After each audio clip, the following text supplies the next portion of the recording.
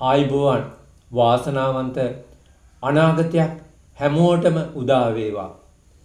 තථාගත අමාමෑණී බුදු පියාණන් වහන්සේට අභියෝගයේ ශක්තියක් විය.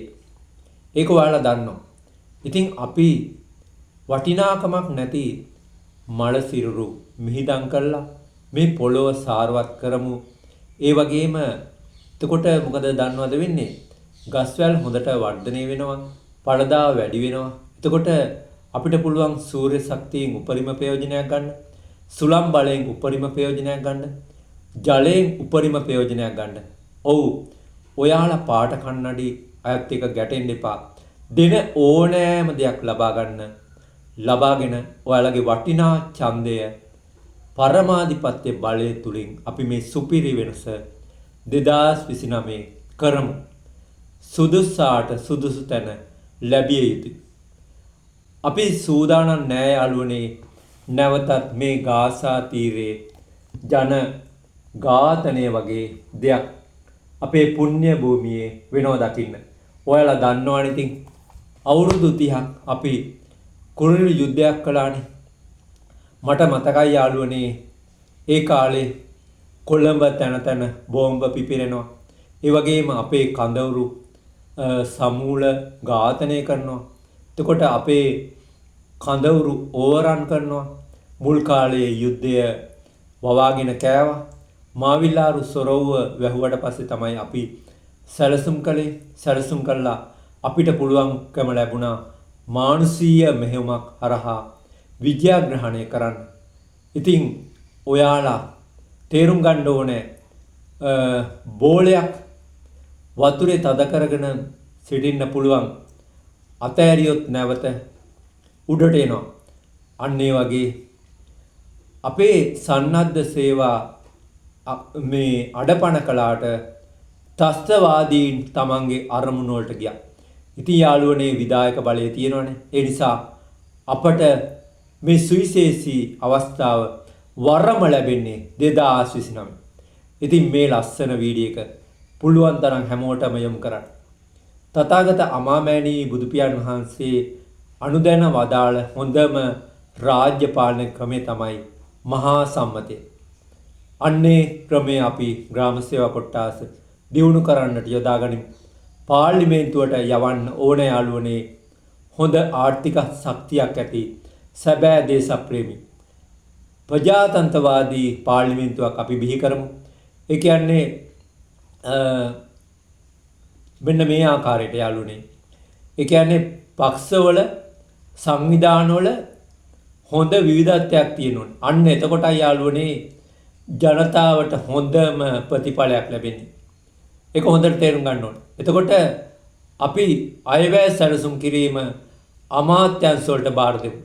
පළාත් පාලන ආයතන කිසිසේත් පාඩ ලබන්න විදියක් නැහැ. ඒ වගේම යාළුවනේ මුදල් මත ක්‍රියාත්මක වෙන අමාත්‍යංශ පාඩ ලබන්න විදියක් නැහැ. තොරතුරු දැනගැනීමේ පනත ශ්‍රී ලංකාව තුල තාමත් ක්‍රියාත්මකයි. ඔයාලා මේ මම වගේ ක්‍රියාත්මක වන්න. ඔව්, අපි කරමු නොහැකිනම් කෙසේ හෝ කරමු. මේ පුණ්‍ය භූමිය අපේ. එතකොට අපි හොඳට තේරුම් ගන්න ඕනේ තථාගත අමාමෑණී බුදු පියාණන් වහන්සේගේ ජීවමාන කාලේ මේ රහතන් වහන්සේලාගේ සිරුරු තමයි යාළුවනේ මේ විදිහට දවස් ගාණක් තබා ගත්තේ. ඒ මොකද? ඒවා ඒ අදිෂ්ඨානය නිසා ඒවා දිරන්නේ. ඉතින් අපි මේ අවබෝධයෙන් ගමනක් යමු. සිත ශක්තිමත් කරගන්න. මම වගේ පිස්සෙක් වන්න. පිස්සගේ හැටි ළඟදීම පෙන්වා දෙන්න පුළුවන්. මම පෙන්වා දෙන්න සූදානම් වෙනවා. එතකොට ඔයාලා තේරුම් ගන්න ඕනේ යාළුවනේ අපි උපන් මොහොතේ ඉඳලා අපි මිය යන තුරාවටම අපි එකිනෙකාට උදව් කරගෙන තමයි අපි මේ ජීවන ගමන අරගෙන යන්නේ. එතකොට ඔයාලා තේරුම් ගන්න ඕනේ මේ නැවක උඩ ප්‍රමාණය වගේම යටට කොටස් තියෙනවා. ඒ තමයි කැපකිරීම. රාත්‍රී 10ට නිදාගෙන උදේ 7ට අවදිලා සිස්ටම් හදන්න සූදානම් වෙන්න එපා. ඒක කරන්න බෑ. එතකොට සිස්ටම් වලට උදාහරණ තමයි යාළුවනේ ඩයලොග් ආයතනයේ, මොබිටෙල් ආයතනයේ, Facebook ආයතනයේ, සිද්ධාලේප, නවලෝක ගෲප්, නවලෝක මුදලාලි අද ජීවතුන් අතර නැහැ. නේද? අන්න ඒ වගේ ක්‍රමවේදයක් තමයි මම ක්‍රියාත්මක කරන්නේ. එතකොට ඔයාලා දන්නවා නේද අනුරාධපුරේ රුවන්වැලි මහා සෑය අදටත් ජීවමානයි. ඉතින් මම මේ කරන දේවල් මේ රටේ පවතීවි. මම මිය ගියත් ඔයාලා මේ කෙසේ හෝ කළ යුතුයි. You must do it.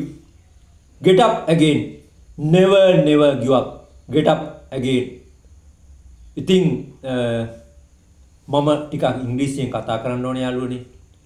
My dear parents, my dear sisters and brothers, my dear sons and daughters, my dear fathers and mothers, you all are very lucky because you recognize me. My dear, you know our great teacher, leader, so in the path you have to understand and you have to follow by yourself. Life like a time bomb. Please help others. We want to rebuild this wonderful and island. It should be fully developed and island end of 2030 definitely. Good luck. Teruvan Sannai.